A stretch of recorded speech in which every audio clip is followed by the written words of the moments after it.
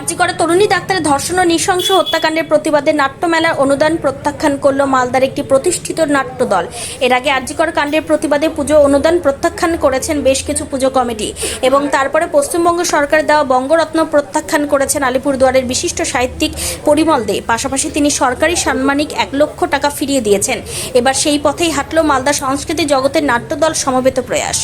আরজি করে নৃশংস ঘটনার প্রতিবাদে নাট্যমেলা স্থগিত রেখে অনুদানের 50,000 টাকা ফেরত দেওয়ার সিদ্ধান্ত নিয়েছে মালদার সমবেত প্রয়াস নাট্যদল।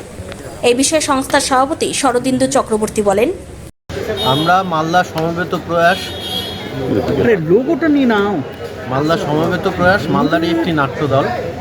দীর্ঘ 28 বছর ধরে মালদায় কাজ করি। আমরা নাটকের মাধ্যমে মানুষের কথা বলি।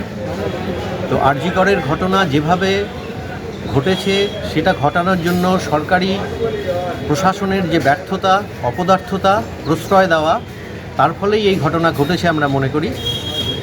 এরই প্রতিবাদে এবং মানুষের এই নৃশংস ধর্ষণ খুনের বিরুদ্ধে মানুষের রাস্তায় নামা, সেটার প্রতি আমাদের সম্পূর্ণ সমর্থন জানিয়ে আগামী 31শে অগাস্ট এবং 1লা সেপ্টেম্বর আমাদের নাট্যমেলা ছিল। বাইরের 3টি দল এবং আমাদের দলের নাটক নিয়ে। এরই প্রতিবাদে এবং মানুষের এই আন্দোলনের সমর্থনে এখন আমরা মনে করেছি রাস্তায় নেমে কথা বলার কথা। তাই আমরা এই নাট্যমেলা স্থগিত রেখেছি। এবং আরজি করের যে নৃশংস ঘটনা ঘটেছে, এটা একদিনের কোনো ঘটনা নয় কিংবা কোনো বিচ্ছিন্ন ঘটনা নয়। নারীদের প্রতি যে অসম্মান, নির্যাতন, ধর্ষণ হয়ে আসছে, সেটা দীর্ঘ সময় ধরে হয়ে আসছে এবং এটা শুধু বাংলার চিত্র নয়, গোটা ভারতবর্ষের বিভিন্ন অঞ্চলে এ ধরনের ঘটনা ঘটেছে। নৃশংসতম ঘটনা ঘটেছে। উন্নাওয়ের ঘটনা আমরা জানি, হাতরাসের ঘটনা জানি, আসিপার কথা আমরা জানি। তো তারই একটা সংযোজন হচ্ছে আরজি করের ঘটনা।